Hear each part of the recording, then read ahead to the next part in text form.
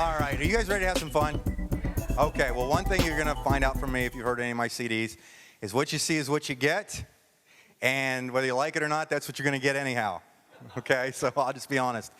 I'm really actually, the topic I have, I'm very excited to share this with you, and I think you guys are going to get a tremendous amount from what I'm about to cover. So I'd recommend you have some pens and papers handy. And this topic, when Ken asked me what I wanted to speak on, this topic came up as something at the time that was really just moving me. And it really is something I'm on now, not on a kick with, but I think I've really stumbled onto something I may have lost hold of. And it stems from a phone call I got not too long ago. A guy called me up and said, "Hey, Mike, this is Joe." I'll use it, just that name. And I said, "Hey, Joe, what's going on?" He said, "Listen, I've been watching your videos on YouTube. I've been watching you on the internet. I see your stuff out there. You're winning all kinds of awards. You're getting people into the business. Your sales are going through the roof. You're making money. You got this, you got that, you got that. How in the world are you doing it?" And you know what the crazy part was? I didn't have an answer.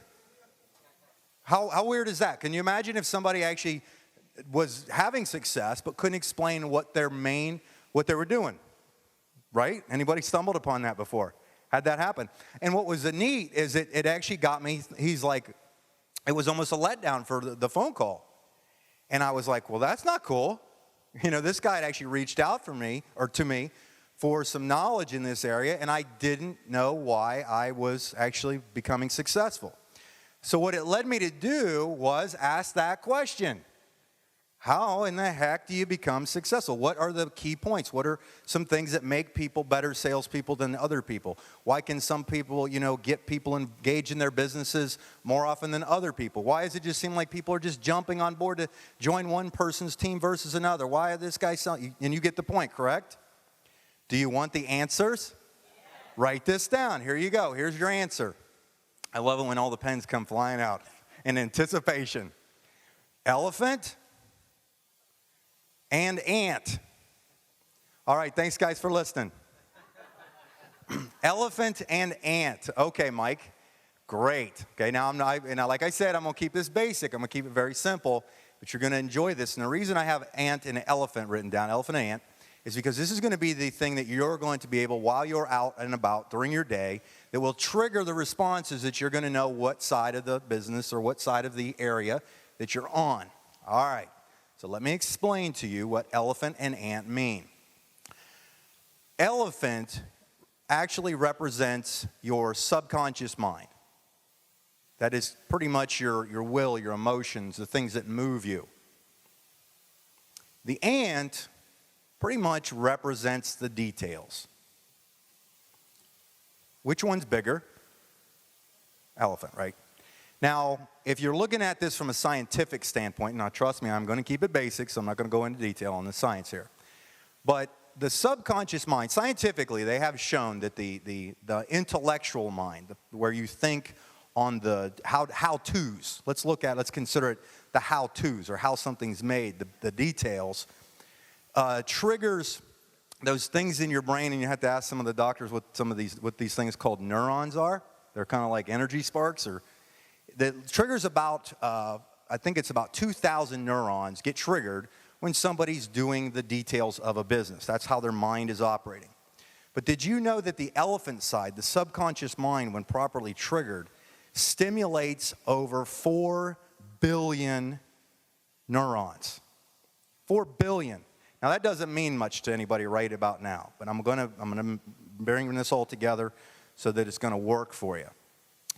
The difference you have here is that typically when people are out, a lot of times when you're doing business or sales of any kind, your tendency, because this is what we were conditioned to do in school, is throughout school you are taught methodically to become educated in processes. Okay, now there's a place for that. I understand that. I mean, I'm not going to have a doctor that has not been to school open my melon up and start cutting. Would you agree, okay? We'd like that education. But at the same time, that's not necessarily the thing that's going to trigger the greatest response. So let me get this going here. When we're in school as we're young, do you remember ever daydreaming? Okay? Daydreaming and vision, the Bible clearly says this, and I'm a big fan of the Bible, by the way, but the Bible says that without vision, the people do what? Perish. Okay, so the people perish without vision. At the same time, it says, as a man thinks in his heart, actually is representing the subconscious, the mind, the will, above and beyond the will and emotions, that this is where faith stems from. Now, there's also a verse that says that the faith, Hebrews 11:1. Now, faith is the substance of things hoped for, not yet seen. Okay, so I'm not preaching to you, but I want to give you some things because when I tie this together, it will change your business career. So looking at this, when I started talking to people and I looked back at my life, okay, reflecting back to my life, I was like, well, what made me react or not react to certain situations? And who was happened to be in there? Who's the big musclehead back in the early 80s? Arnold, everybody knows that, right? And I started opening this magazine up, and what was I looking at? I was looking at this massively muscular dude, and I was thinking to myself, looking in the mirror, thinking what was the present tense of Mike Healy, was that I wanted to look similar to that, correct? So what all of a sudden started happening was that my mind, which was, it's God instilled, was starting to get a new thought pattern, kind of a new revelation in me that I could actually change. And I started reading these magazines. And I remember when our high school actually bought the first set of weights, like back in this would be in the mid-'80s, most schools didn't have gyms yet, okay? It wasn't the norm. It was kind of, if you lift weights, you'll be short. I'm like, well, I'm short anyhow. I'm going to lift anyhow. Heck with your theory, Doesn't seem like I'm getting any taller, and Mom's shorter than me now. And I remember grabbing a 50-pound dumbbell, and because I'd seen it in the magazine, and I was picking it up to carry it into the gym, and I'm a sophomore, and I'm like both hands carrying it like this, and I'm just it's almost dragging it across the ground. And I said, one of these days, I'm going to be able to curl this 50-pound weight. And I said that out loud in front of some upperclassmen. Take a guess the beating I took on the football field later on that afternoon, right? But I began to replay in my head again and again and again the power of how I wanted to portray myself and what I believed that I could do. And so that started to change. Now, the reason I'm kind of giving these stories is and then I look back at my business. When I started getting into the business field, one of the turning points of my life was when I met a guy that was in his late 30s that I'd heard about and I'd read about, that had started his own business, direct selling business, and I started reading about him and listening to him. And what was it that what appealed to me? Was it the amount of presentations this guy had to probably go do that was appealing? Wow, man, I hope I can go do presentations every single day. When I listened to his CDs and people didn't show up at his events, or there was nobody there when he drove, 100 miles to go see anybody, did I think, oh man, I can't wait to drive 100 miles and have somebody stand me up. This is going to be awesome. This would be the greatest idea ever. Guess what got me to continue to move forward was the vision of the subconscious of the the completion of what I wanted to be. Now faith is the substance of things hoped for. Now, let me bring this up as an example. I'll use my son, my 11-year-old son. I'm so proud of this kid. His name's Isaiah, and he just, whew. I can do this. Hold on. Thanks, Ken. That's our trick. Ken claps so we get off task. I keep my tears back. My 11-year-old son, I've done the best I could to raise him, and I really... every success I have in business and in life, really, I do credit to my pastor, but it's neat to see how this has actually produced the seed has produced into a good harvest with this little boy. And my 11-year-old, all my kids are awesome, but I want to use him as an example. My 11-year-old son, he's been watching football with me and everything like that, right? Now, do you get some kid excited about football by telling him, you know, son, when it's 105 degrees out, it's a really cool thing to start running sprints until you throw up. And then after you're done throwing up, some really big guys that are skilled above and beyond the skill of you are going to come and try to rip your head off. You want to go throw a ball, buddy? Okay. Would that be the thing that's going to entice my son to go want to do football?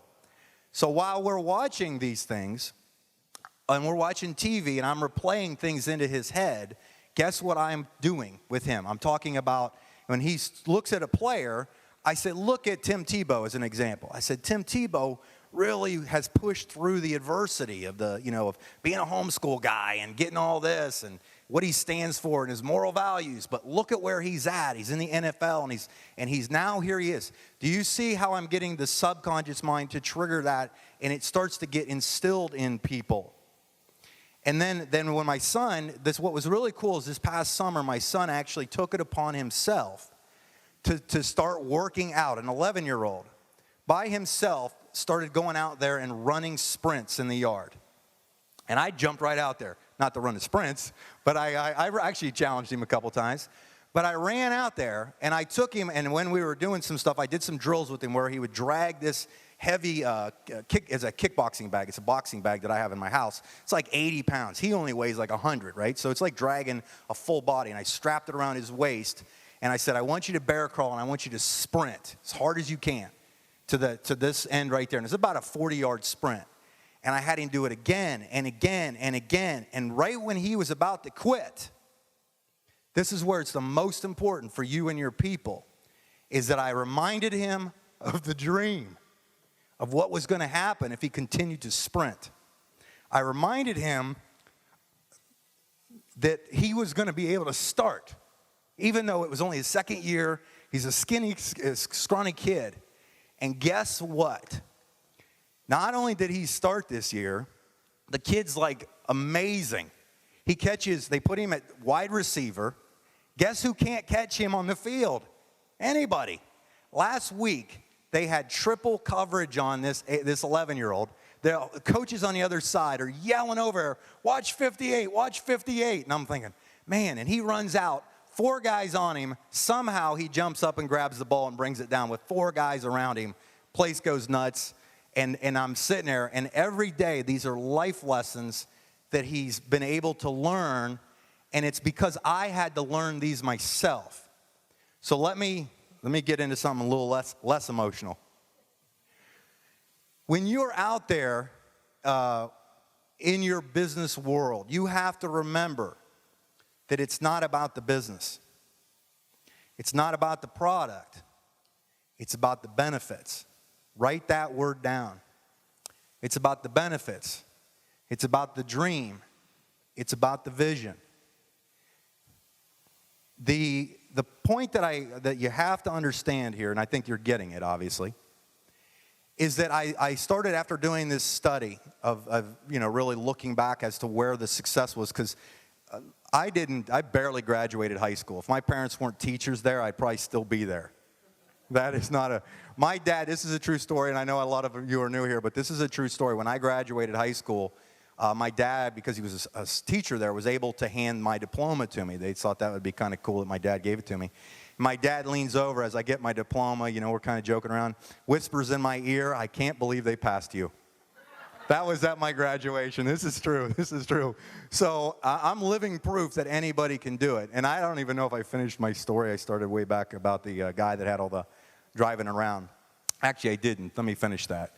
The cool part is when I started business, back to that guy, is what was really neat is this gentleman, it wasn't the stories of the heartache and the heartbreak and the disappointments that moved me. I knew that was part of the growing process. It's actually another Bible one for you, is that it says, rejoice in your trials because they actually, create better character. A lot of times people don't understand that in their lives, that it's your character is what's really going to help you to go from level to level to level to level. And it was neat to see this guy, and when I finally met this gentleman at his house for the first time, it was, to me, because I'd read up on him and everything, and I got to go to his house. It was almost like an Elvis sighting to me. I was so excited. And I went into his house, and the guy, that month, I'd talked to him, and I said, how, because I didn't know any better. I was in my 20s, mid-20s, when I asked him this question. I said, hey, how much did you make this month? And he said, well, look on my coffee table there. And this was before there was an internet that you actually could look into somebody's on the computer. And on his coffee table was this printout of the amount of people he had gotten paid on that were doing some sales and some businesses. And his check that month was for $656,000. For 30 days, the guy had put $656,000 in his pocket. And to me, because I had no business background whatsoever, I was terrified that he would not be able to spend all that in the first 30 days. Because another 30 days was coming, and what was he going to do with that? Right? So I was so scared, Oh my gosh, this guy's got all this money. What's he going to do with it? I had no idea. Everything I did was just went out the window. I might as well set fire to all my money. And I listened to this guy's story because I'd heard him speak on stage one time over and over and over and over. And I couldn't figure out what made this guy tick. Because every time I'd run up to him, I'm like, well, how do you do this presentation? And how does this work? And how does this detail? What part of my brain am I feeding? Thank you. What part of my brain am I feeding there? The ant. Which would be easier to ride, by the way? Elephant, thank you. Elephant's going to get you through all the stuff. And I remember he never really had an answer for me. He could never really even figure out himself what he was doing. And I started listening, and I've listened to his CDs over and over and over again. I still do because they're just so remarkable. And all he really talked about the whole time was about vision and about, changing people's lives, and how his one buddy who was from Kentucky was so excited he got this thing called a Lexicus. He couldn't pronounce Alexis. He goes, man, I went and got me a Lexicus, like that. But it came down to the point that here's what a lot of people do in their business. Is most of the time I see it, and I can tell by the numbers when I look at any business or when I'm talking to people, what side of the business are you addressing? Are you addressing the ant, or are you addressing the elephant? And you can look at your numbers and anything across the board. That if you don't take the time to go after, because I never joined business because I was going to have to learn stuff. I joined business because I saw the vision of driving nicer cars, living in nicer houses. I mean, if you look at church, for example, the churches that are typically empty are the ones that force, religion and duty and all that down somebody's throat, where there's obviously got to have some structure there. But the ones that really seem like they're working are actually feeding the correct side of the person's subconscious, the brain, the benefits of it.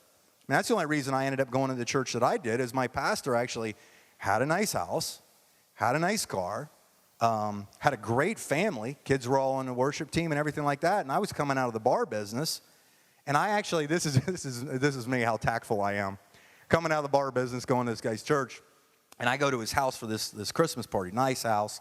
He's not lavish or anything like that. And I go, hey, Gary. Well, I call him pastor now respectfully.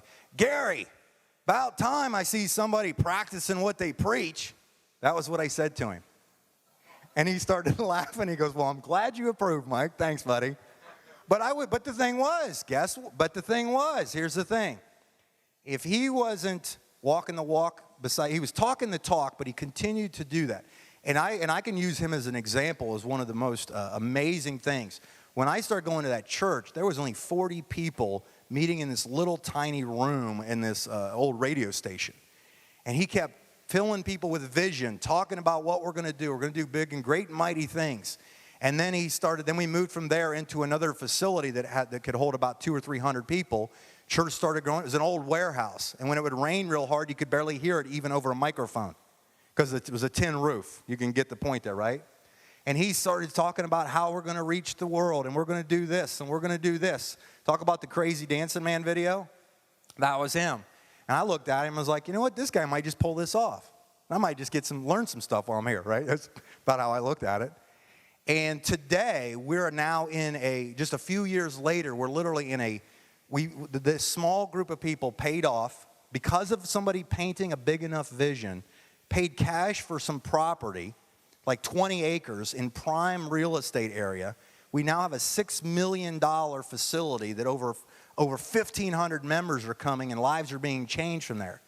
But it all stemmed from one person's bravery to go ahead and feed the elephant as opposed to the ant. If he was to go into detail and say, you know what, we need this, and you guys are going to have to go out, and you're going to have to go out and do fundraisers, and we're going to have to do milk, what do they do? Potlucks. Yeah, okay. And things like that. But what he did is he started creating my vision to become business owners, because the size of the vision that I wanted for my life and what we wanted as a facility couldn't have come from the people where their vision currently was as 9 to 5 employees. Because I'm a huge proponent in giving, right? And you can't give to the poor if you're one of them. Am I right? A lot of people, I'm like, okay, money's just stuff. It's either good or bad. If you're an idiot without money, you're going to be a bigger idiot with a lot. If you're a nice person without money, you're going to be even a nicer person with a lot of money. And what was really neat is to watch how he imparted the vision, and he had this picture in the hallway of this place that showed the blueprint of the final photo of what this church was going to look like. And every day when you walked in church, guess what you saw every single day when you walked through there? The church, right? This finished thing. So when I'm walking in and mice are running through the facility, when it flooded one time and I had to go in and the whole church is completely flooded, smells bad, it's backed up with sewer and everything. What happened to what did he have to do when it didn't look possible? Paint the vision, thank you. He had to paint the vision for other people to follow, to continue to move on the path that we do this. And let me I think I'm about out of time here, is when you're meeting with somebody, I don't even ever have to ask them to buy or really anything. I don't have any smart closing techniques or anything. I just take the time to identify what subconsciously moves that person. What is their why? I have learned how to be a decent and caring person through a few things, reading and going to church, things like that. So that gets my foot in the door for a relationship. But ultimately, it's the people who learn how to paint the vision of products, things like that. Like I got a buddy that he sells. What was really cool, and I'm gonna rabbit trail again, is my wife Stacy. We have a couple friend of ours, and I want to kind of actually toot their horn right now. Dwayne and Tasha. This is a great. They're our best. They're basically our best friends. People we hang out with the most and stuff like that. And they had been living in this rundown, animal-infested house for years and years and years. I'm talking just bad. And here I am making all this money, right? And you can see how if they didn't have the right character, there could be a strain in a relationship right there, right? You'll tell you'll find out, by the way, hint, hint, when you start making a lot of money, who your real friends are, good and bad. You'll find out who's a handout person that's hanging out with you there. You'll find out who's genuinely happy for your success, and the reason they're not successful is because they repel people who are. Okay, let me stay on track. I can do a whole CD on that one. But these guys, what was really neat is Stacy goes up to the wife, Tasha, one time, and they're on vacation together at this place. They were just thinking about, he actually was a plumber for probably 25, 26 years. Like literally, he told me stories that were just horrific, right, of plumbing. And she tells Tasha, she said, let me ask you something. What are you going to do when you start making $25,000 a month with your new business you're stepping out on? No one had ever asked her that question, I don't think, in her life. And it literally made her step back and start to address that. Because most people can't go to a place ever that they've never envisioned to begin with. And see, a lot of people out there in the world are trying to get people to do things for the wrong reasons. It's not their reasons. And it's our job, it's our responsibility just as good, caring people is to instill hope in people. It's to instill hope into people, because if you can instill hope, you can change everything, right? Hope deferred makes the heart grow sick. Hope deferred gets it. But when you get somebody to turn on the dream machine, everything in their life changes. Everything. Stacy actually, she did a before and after contest one time. She had gotten, how do you politely say this? She had third child. She had gained a few pounds, okay? And there was a contest that came up. And she didn't look at, okay, I got to start eating good. I got to go in and, work out every day. I got to dedicate myself there. I got to find somebody to watch the kids while I'm at the gym. But she had specifically found a targeted goal that she went after. And literally, this was in 2003. She actually won a brand new 2003 50th anniversary Corvette for being the overall grand prize champion of that. But I guarantee you she wouldn't have made it through the gym if she didn't have that vision in front of her. If she didn't have if the elephant wasn't the one that was making her move to that next level.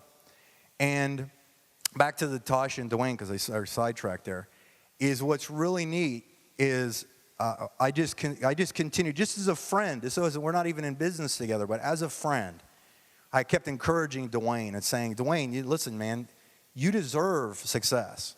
You're a good-hearted man. You're going to be a great blessing to people. You just have to believe in yourself. You just have to know that you can win. You can do this.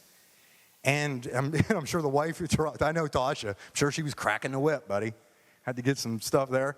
But they were working together as a team, and they both continued to keep the vision going.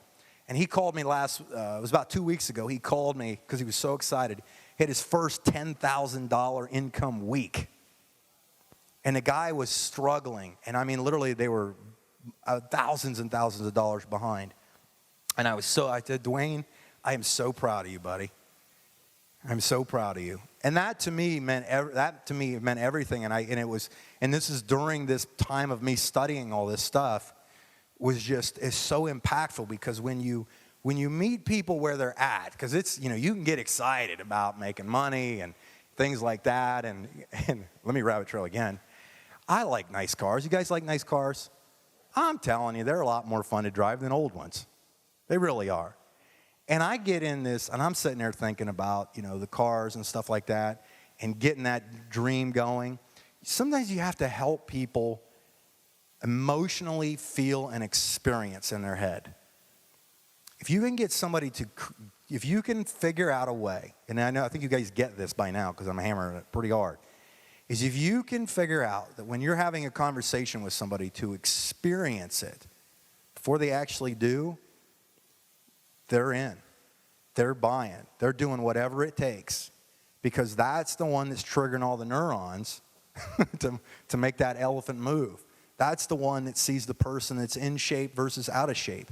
That's the thing that triggers the one that's going to make the phone if the phone weighs 5,000 pounds, that it's going to be very light, because it's the right things drawing. You hear people talk about vision boards and things like that. There's a reason that you have to keep the vision before you. Make it, what? I actually had a new revelation, another Bible one for you, about, a lot of you guys have heard this, make the vision plain so that the runner may read it, who runs by it. Most people take that in reference to just a goal setting. How big of a thing do you have to have if you're running by it? It says that the guy running by it will see it. And it just jumped out at me. I'm like, sometimes we don't have big enough dreams that you don't put a goal together, that if I was running by it and life got busy and things got busy, I wouldn't see what the heck was right there. But if I had that vision and that image so big that it looked like a billboard, I could be running for 5 minutes past that thing, and it would be in front of me, and it would be the driving force that made me get up in the morning and made me do the things that I wanted to do. Okay? If you help people to understand that, first off, if you understand it, first off, we got to start with you. You have to believe in you. You have to understand that you're the one that's going to feed you properly. with the right things. That's why we do events. Because you get people that have the right mindset, the right visions that we paint for people. But when you can learn to take that and transfer that and help somebody become a better person through their imagery, and you speak those positive, life-filled words into them, you will see their countenance change right before your very eyes. And you don't have to say anything. They'll do whatever it takes. They'll do whatever it takes to make it happen, to lose the weight, to achieve the financial goals, to do the business. So, if you're gonna ride something in life, instead of just riding, if you're gonna use the ant, instead of just riding the ant, put the ant on top of the elephant. Let the ant lay on top of the elephant, jump on top of the elephant, and let the elephant take you to your destination. Because ultimately, if we learn to create the vision and create the purpose for people and show them that they are really amazing in life, that they can succeed, they can achieve everything they've ever wanted, that a lot of times people don't understand that these are things that are put in you for a purpose, okay? That you're going to change not only your life, your future, but your family's future, and it's going to be an amazing, amazing journey. So ride the elephant, not the ant. And if you'll teach people to do today what others won't, you will live tomorrow like others can't. Thank you, guys. Appreciate you.